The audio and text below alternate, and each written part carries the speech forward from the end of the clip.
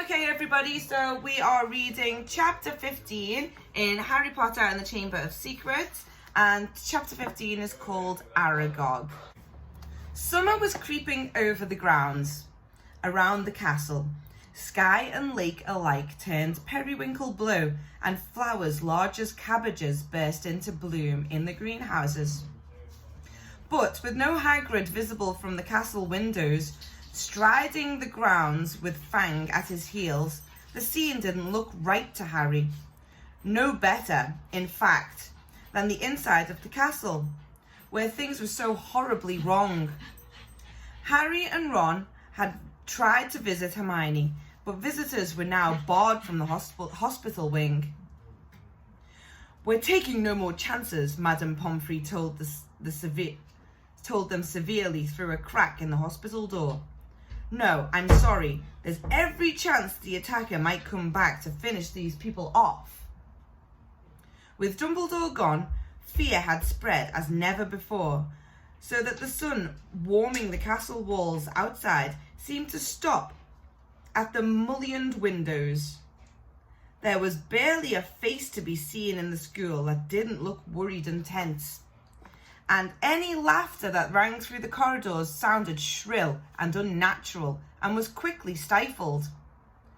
Harry constantly repeated Dumbledore's final words to himself.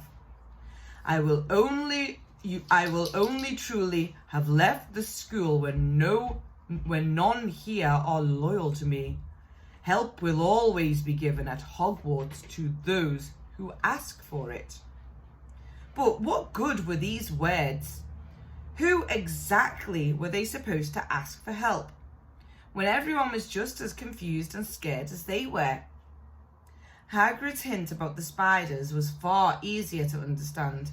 The trouble was, there didn't seem to be a single spider left in the castle to follow. Harry looked everywhere he went, helped rather reluctantly by Ron. They were hampered, of course, by the fact that they weren't allowed to wander off on their own, but had to move around the castle in a pack with the other Gryffindors. Most of their fellow students seemed glad that they were being shepherded from class to class by teachers, but Harry found it very irksome. One person, however, seemed to be thoroughly enjoying the atmosphere of terror and suspicion. Draco Malfoy was strutting around the school as though he had just been appointed head boy. Harry didn't realise what he was so pleased about until the potions lesson about a fortnight after Dumbledore and Hagrid had left, when, sitting right behind Malfoy, Harry heard him gloating to Crabbe and Goyle. "I always thought Father might be the one who got rid of Dumbledore," he said, not troubling to keep his voice down. "I told you he thinks Dumbledore's the worst headmaster the school's ever had. Maybe we'll get a decent headmaster now. Someone who won't want the Chamber of Secrets closed. McGonagall won't last long. She's only filling in."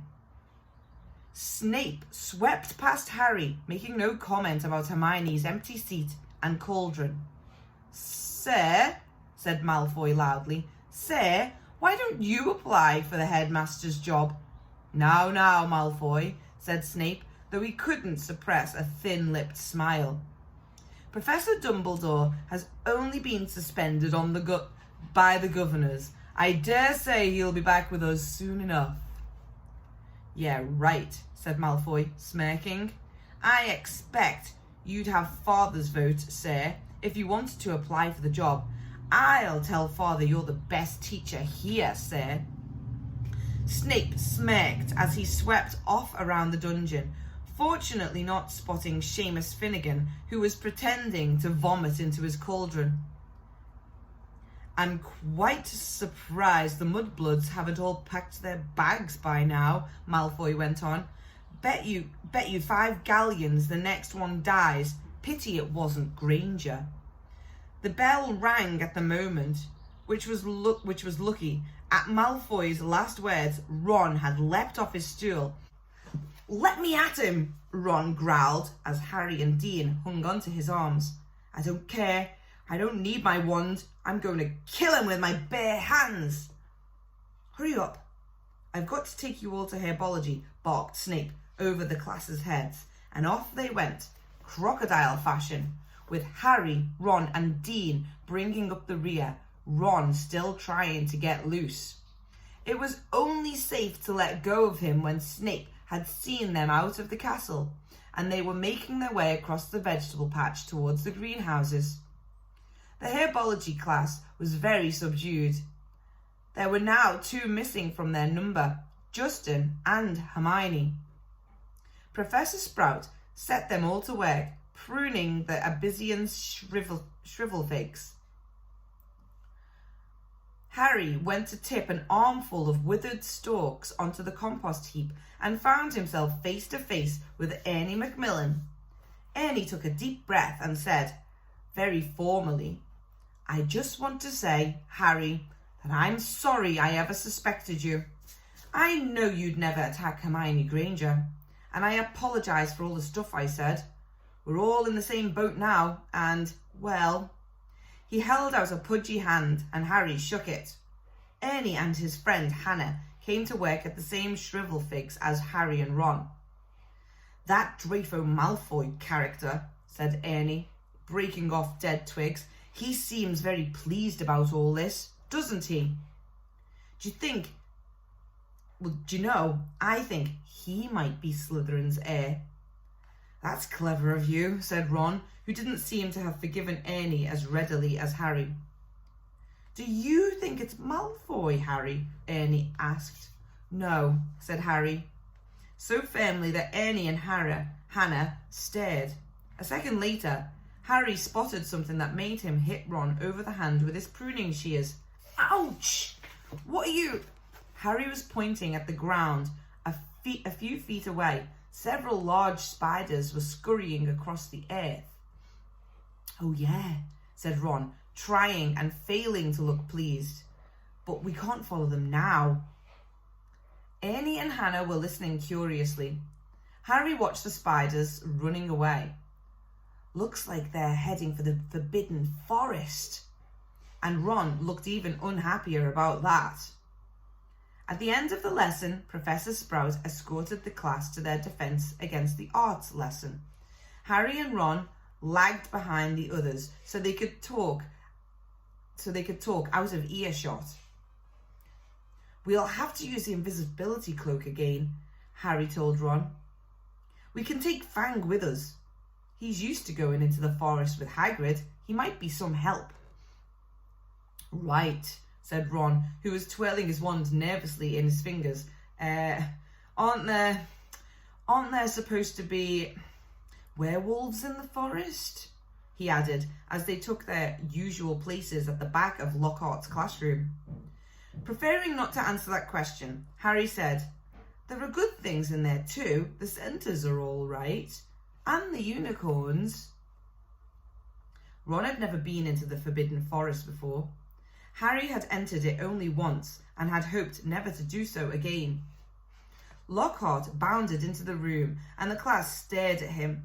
Every other teacher in the place was looking grimmer than usual, but Lockhart appeared nothing short of buoyant. Come now, he cried, beaming around him. Why all these long faces? People swapped exasperated looks, but nobody answered. Don't you people realise, said Lockhart, speaking slowly, as though they were all a bit dim, the danger has passed. The culprit has been taken away. Says who? Said Dean Thomas loudly. My dear young man, the Minister of Magic wouldn't have taken Hagrid if he hadn't been 100% sure that he was guilty, said Lockhart in the tone of someone explaining that 1 and 1 made 2. Oh, yes he would, said Ron, even more loudly than Dean. I flatter myself I know a touch more about Hagrid's arrest than you do, Mr. Weasley, said Lockhart in a self-satisfied tone. Ron started to say that he didn't think so, somehow, but stopped in mid-sentence when Harry kicked him hard under the desk. "We went there, remember?" Harry muttered. But Lockhart's disgusting cheeriness, his hint that he had always thought Hagrid was no good, his confidence that this whole business was now at an end, irritated Harry so much that he yearned to throw gadding with ghouls right in Lockhart's stupid face. Instead, he contented himself with scrawling a note to Ron. "Let's do it tonight." Ron read the message, swallowed hard, and looked sideways at the empty seat usually filled by Hermione. The sight seemed to stiffen his resolve, and he nodded. The Gryffindor common room was always very crowded these days, because from 6 o'clock onwards, the Gryffindors had nowhere else to go. They also had plenty to talk about, with the results that the common room often didn't empty until past midnight. Harry went to get the invisibility cloak out of his trunk right after dinner and spent the evening sitting on it, waiting for the room to clear. Fred and George challenged Harry and Ron to a few games of exploding snap, and Ginny sat watching them, very subdued in Hermione's usual chair. Harry and Ron kept losing on purpose, trying to finish the games quickly. But even so, it was well past midnight when Fred, George and Ginny finally went to bed. Harry and Ron waited for the distant sounds of 2 dormitory doors closing before seizing the cloak, throwing it over themselves and climbing through the portrait hall. It was another difficult journey through the castle, dodging all the teachers. At last they reached the entrance hall, slid back the lock on the oak front doors, squeezed between them, trying to stop any creaking, and stepped out into the moonlit grounds. "Course," said Ron abruptly as they strode across the black grass. "We might get to the forest and find there's nothing to follow. Those spiders might not have been going there at all. I know it looked like they were moving in that sort of general direction, but..." His voice tailed away hopefully. They reached Hagrid's house, sad and sorry looking with its black windows. When Harry pushed the door open, Fang went mad with joy at the sight of them. Worried he might wake everyone at the castle with his deep booming barks, they hastily fed him treacle fudge from a tin on the mantelpiece, which glued his teeth together. Harry left the invisibility cloak on Hagrid's table. There would be no need for it in the pitch-dark forest. "Come on, Fang, we're going for a walk," said Harry, patting his leg. And Fang bounded happily out of the house behind them, dashed to the edge of the forest, and lifted his leg against a large sycamore tree. Harry took out his wand, murmured, "Lumos," and a tiny light appeared at the end of it, just enough to let them watch the path for the sign of spiders. "Good thinking," said Ron. "I'd like mine too, but, it'd probably blow up or something." Harry tapped Ron on the shoulder, pointing at the grass. 2 solitary spiders were hurrying away from the wand light into the shade of the trees. "Okay," Ron sighed, as though resigned to the worst. "I'm ready. Let's go." So with Fang scampering around them, sniffing tree roots and leaves, they entered the forest by the glow of Harry's wand. They followed the steady trickle of spiders moving along the path. They walked for about 20 minutes, not speaking, listening hard for noises other than breaking twigs and rustling leaves. Then, when the trees had become thicker than ever, so that the stars overhead were no longer visible, and Harry's wand shone alone in a sea of dark, they saw their spider guides leaving the path.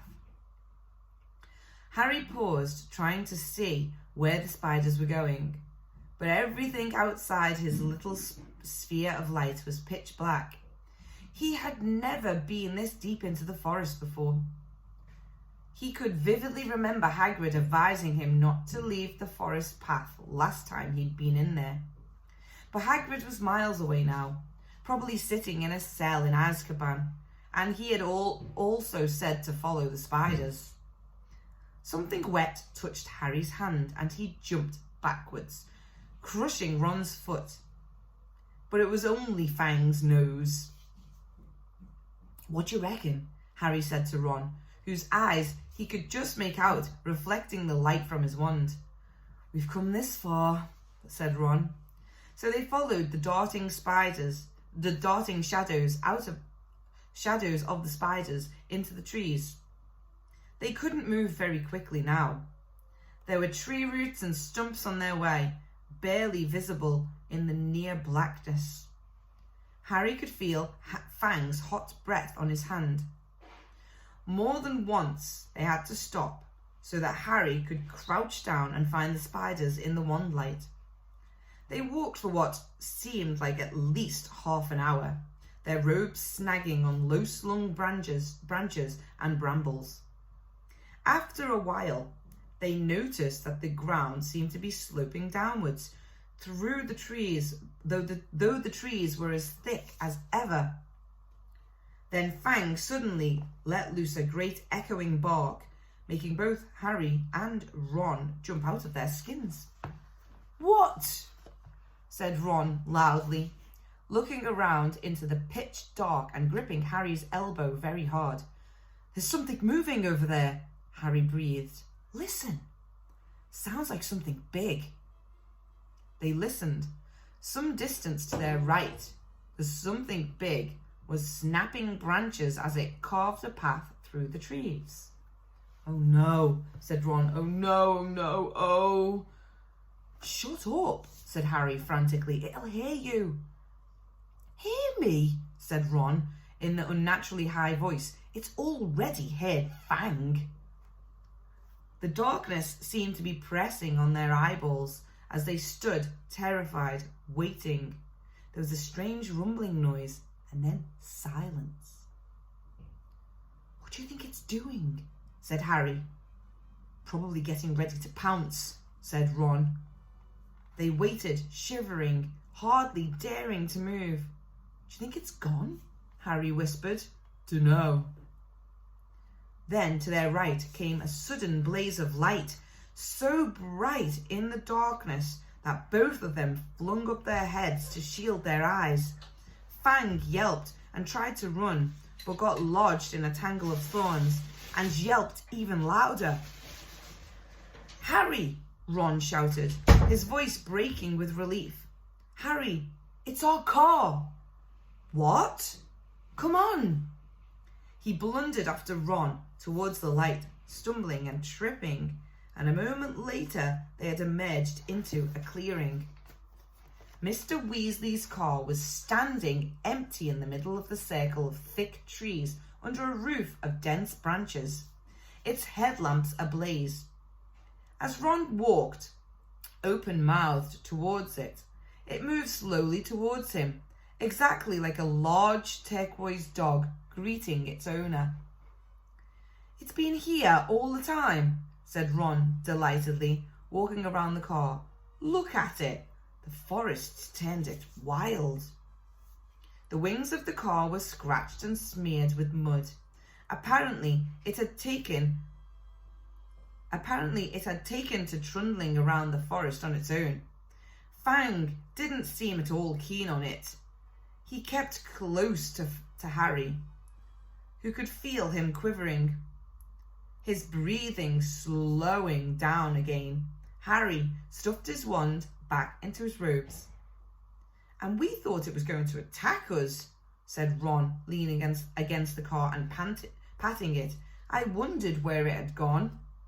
Harry squinted around on the flood-like ground for signs of more spiders, but they had all scuttled away from the glare of the headlights. "We've lost the trail," he said. "Come on, let's go and find them." Ron didn't speak. He didn't move. His eyes were fixed on a point some 10 feet above the forest floor, right behind Harry. His face was livid with terror. Harry didn't even have time to turn around. There was a loud clicking noise, and suddenly he felt something long and hairy seize him around the middle and lift him off the ground, so that he was hanging face down, struggling. Terrified, he heard more clicking and saw Ron's legs leave the ground too.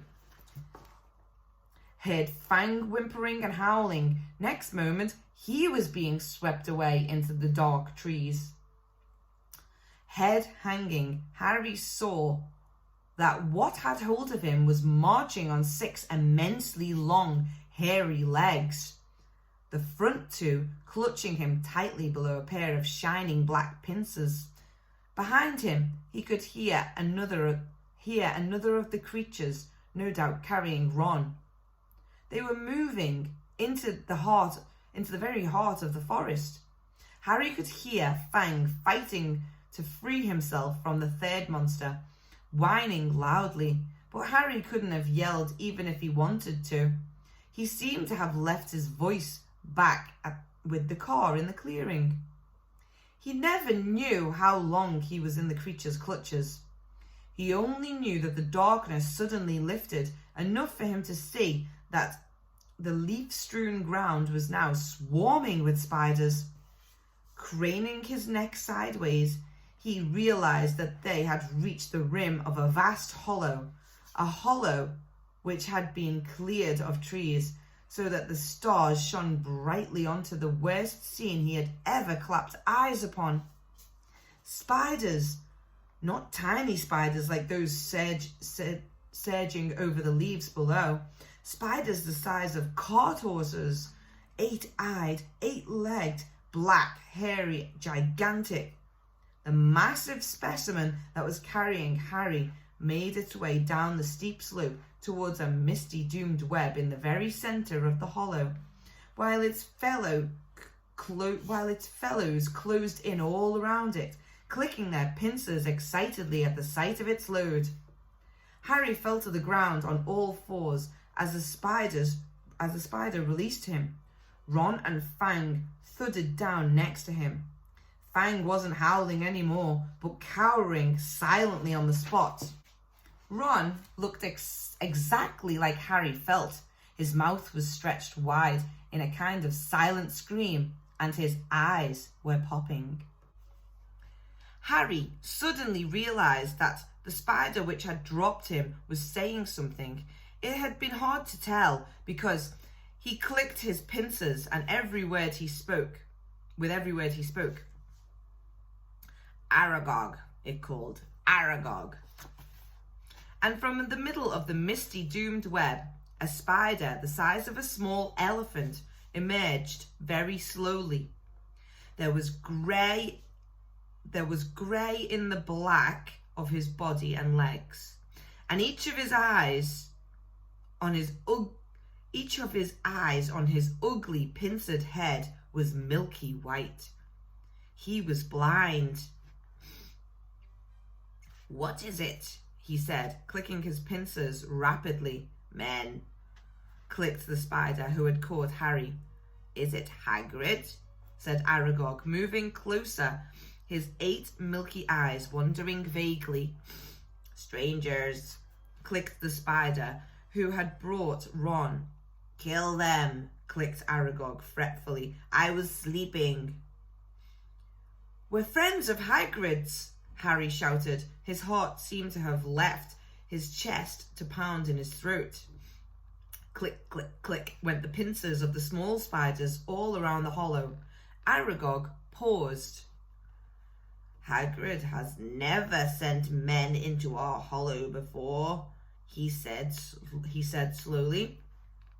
"Hagrid's in trouble," said Harry, breathing very fast. "That's why we've come." "In trouble?" said the aged spider, and Harry thought he heard concern beneath the clicking pincers. "But why has he sent you?" Harry thought of getting to his feet, but decided against it. He didn't think his legs would support him, so he spoke from the ground as calmly as he could. They think up at the school that Hagrid has been setting something on students. They've taken him to Azkaban. Aragog clicked his pincers furiously, and all around the hollow the sound was echoed by the crowd of spiders. It was like applause, except applause didn't usually make Harry feel sick with fear.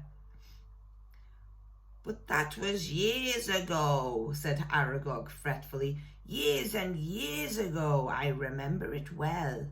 That's why they made him leave the school. They believed that I was the monster that dwells in what they call the secret of the Chamber of Secrets. They thought that Hagrid had opened the chamber and set me free." "And you didn't come from the Chamber of Secrets," said Harry, who could feel cold sweat on his forehead. "Aye," said Aragog, clicking angrily. "I was not born in the castle. I come from a distant land. A traveller gave me to Hagrid when I was an egg. Hagrid was only a boy, but he cared for me, hidden in a cupboard in the castle, feeding me on scraps from the table. Hagrid is my good friend and a good man. When I was discovered and blamed for the death of a girl, he protected me. I have lived here in the forest ever since, where Hagrid still visits me. He even found me a wife, Morsag.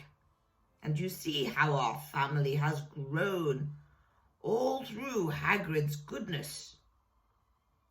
Harry summoned what remained of his courage. "So you never attacked anyone?" "Never," croaked the old spider. "It would have been my instinct, but from respect of Hagrid, I never harmed a human. The body of the girl who was killed was discovered in a bathroom. I never saw any part of the castle but the cupboard in which I grew up. Our kind like the dark and the quiet." "But then, do you know what did kill that girl?" said Harry. "Because whatever it is, it's back and attacking people again." His words were drowned by a loud outbreak of clicking and the rustling of many long legs shifting angrily. Large black shapes shifted all around him. "The thing that lives in the castle," said Aragog, "is an ancient creature we spiders fear above all. Well, do I remember how I pleaded with Hagrid to let me go when I sensed the beast moving around the school?" "What is it?" said Harry urgently. More loud clicking, more rustling. The spiders seemed to be closing in. "We do not speak of it," said Aragog fiercely. "We do not name it. I never even told Hagrid the name of that dread creature, though he asked me many times." Harry didn't want to press the subject, not with the spiders pressing closer on all sides. Aragog seemed to be tired of talking. He was backing slowly into his domed web, but his fellow spiders continued to inch slowly towards Harry and Ron. "We'll just go then," Harry called desperately to Aragog, hearing leaves rustling behind him. "Go?" said Aragog slowly. "I think not. But, my sons and daughters do not harm Hagrid on my command.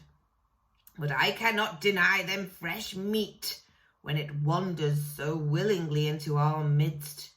Goodbye, friend of Hagrid." Harry spun around. Feet away, towering above him, was a solid wall of spiders clicking, their many eyes gleaming in their ugly black heads.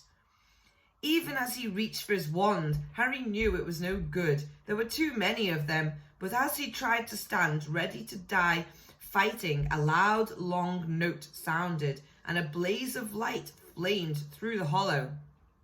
Mr. Weasley's car was thundering down the slope, headlamps glaring, its horn screeching, knocking spiders aside. Several were thrown